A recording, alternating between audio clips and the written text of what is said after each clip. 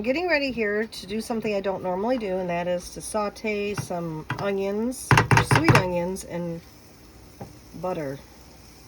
I don't use a lot of butter, but for the recipe we're doing tonight, I do have to do this. This is one of the things that I pulled from my, I don't know if any of you who are watching now have seen our live where we talked about our family passed down from generation to generation cookbook. And so this is a meatloaf recipe of my grandmother's, and she insists that you use a tablespoon of butter on the sweet onion and you saute them up.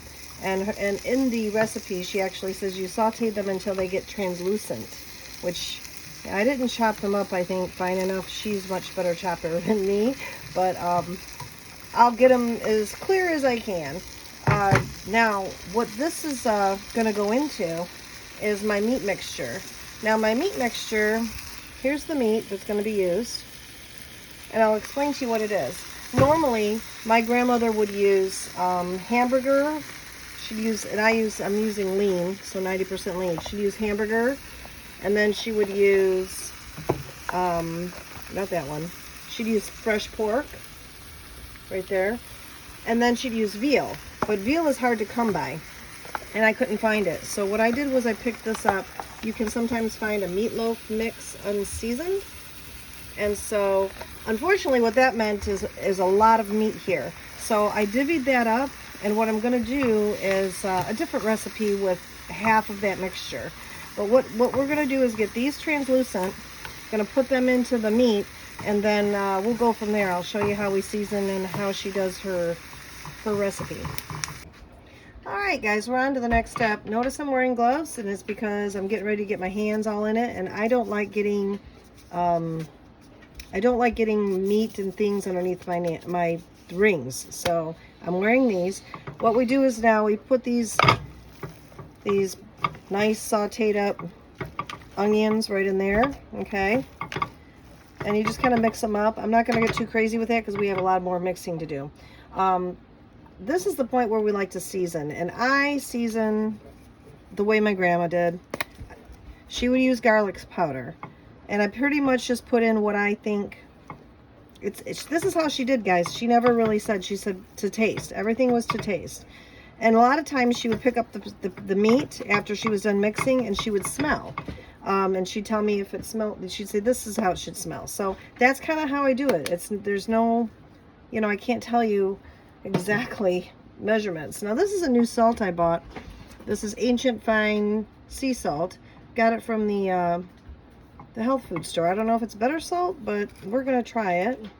Oh, I gotta put it this way. Hold on. We're gonna add a little salt because you always want a little bit of salt. Actually, I'm just gonna do this way. I'm just gonna do like a little pinch here and there because I'm not sure about this.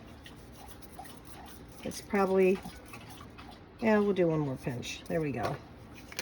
And then we're going to add black pepper. My grandma always used a lot of black pepper, always, because her husband, my grandpa, loved it.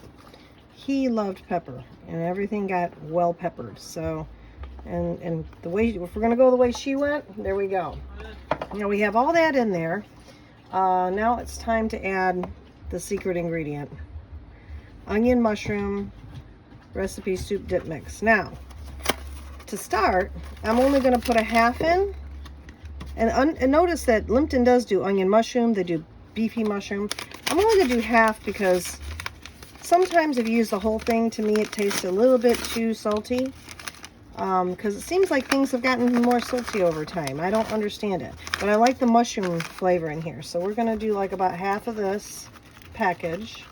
We got plenty of onion, so we're just doing this for the mushroom flavor. Okay, so we got that. Now it's time to get the consistency going that we want. Now, Grandma always taught me you go one by one. You get 2 slices of bread, and you get 2 eggs, but you may not eat them both because it depends how big your meatloaf is. She also always said have a bowl of milk nearby. I know this sounds weird, but this is how we did it. So we take this nice piece of bread, we dip it in this milk, just like that.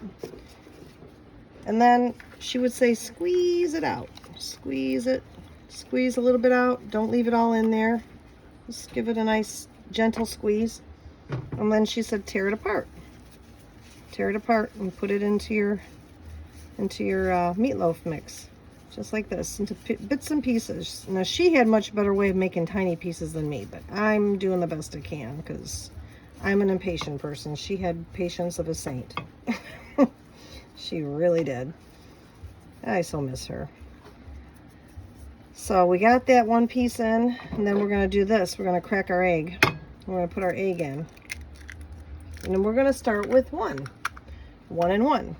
Now, I've come to the point where I know the feel it should have once we do this.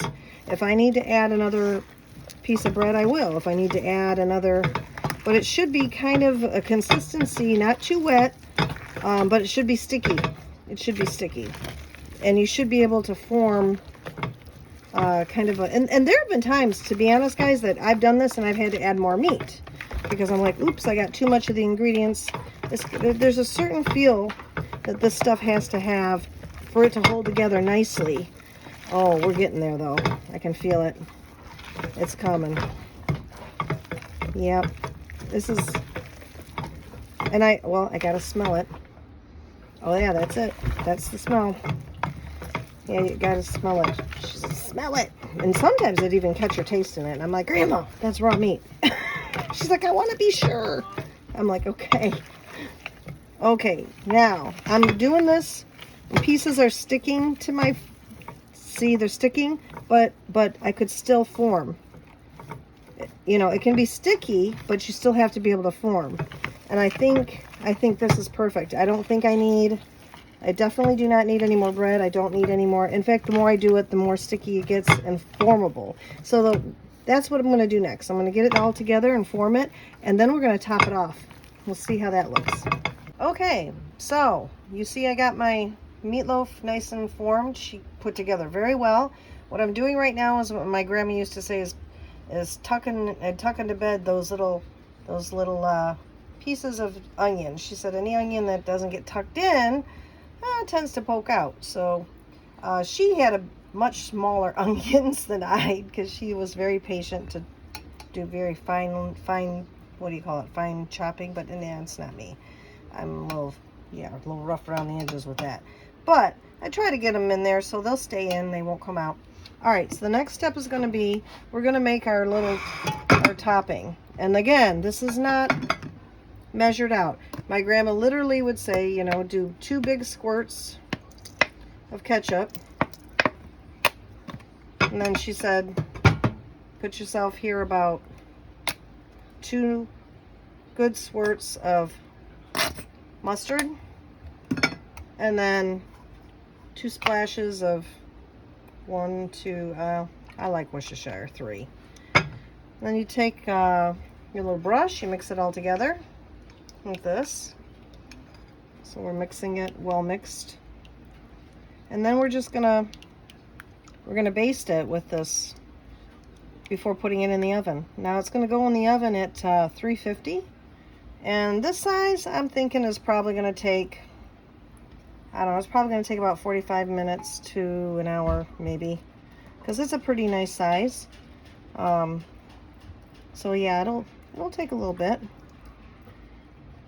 This is a little different recipe. I don't use breadcrumbs.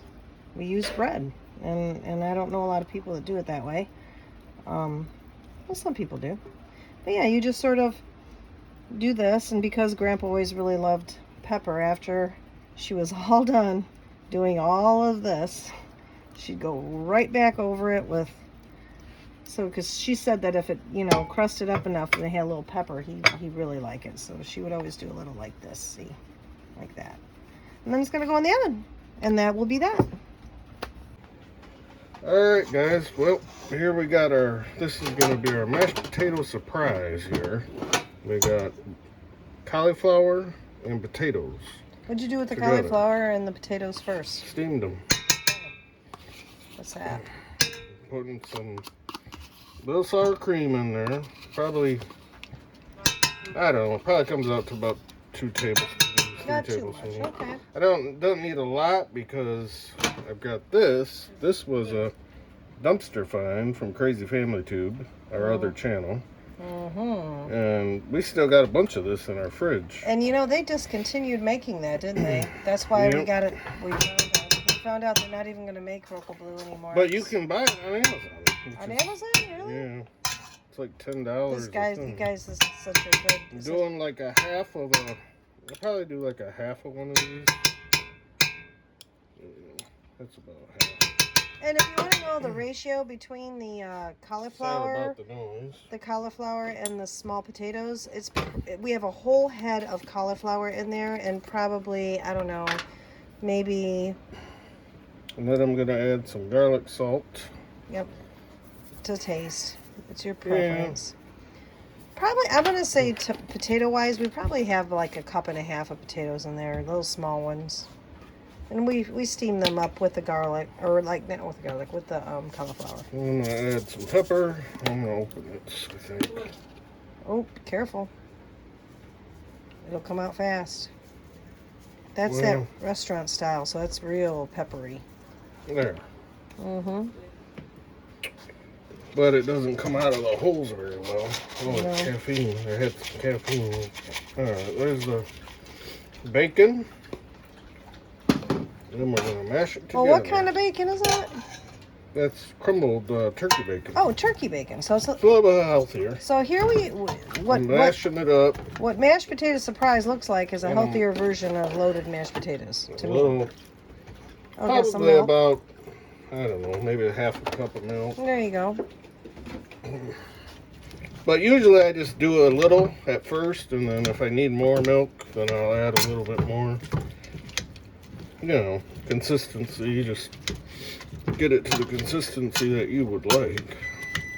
Some people like them with bits in them, you know, some people don't. But. Yeah. So what you just heard, guys, was my alarm. My meatloaf is at 45 minutes. So as soon as we're done with this, I'm going to check the temp on that meatloaf. If it's the right temp, we'll pull it out. If not, it'll get a few more minutes. It can go up to an hour. But I'm thinking it's going to be about 45, 50 minutes. Man, that's looking so good, honey. Then the other thing that we're going to do with this, we're going to have a special topping on top, so stick around for that. There we go. Alright, we're back, guys. We're going to add some chives to this. I already added more bacon on top because it didn't taste like it had enough. Put these chives on there.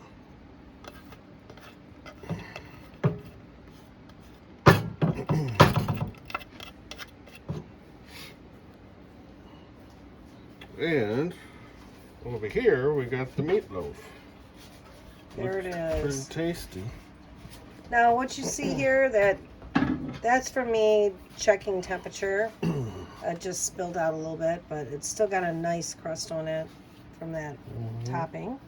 And back here we have our secret ingredient that's gonna go on top of our mashed potato surprise. All right. Alright, now we got Alan's plate made up. These Hawaiian rolls, those were a dumpster find, and so was the cottage cheese, which we all like cottage cheese. Maybe not Rianne, but there it is. Now it's time for the special ingredient. Go. Oh yeah! Yum yum yum yum. Yum yum yum yum.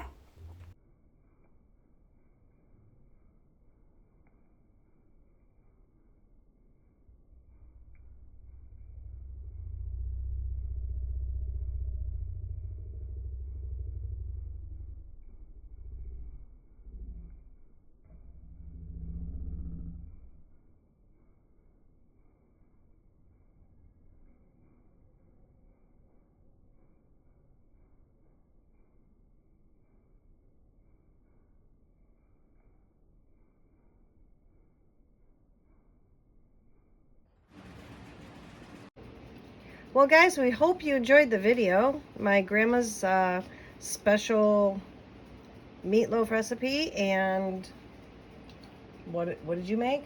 The mashed potato surprise. Which happens to be a little more healthy, guys. But yeah, we just ruined it with what? Our special ingredient. Yeah. That, just if you're interested, that was just a cheese sauce that we got from our local farmer's market. And I thinned it out with some milk. Yeah, but it's just a cheesy sauce. So we hope you have a great day. We love you, and thank you for watching and being faithful subscribers. Love you guys. Bye. Bye.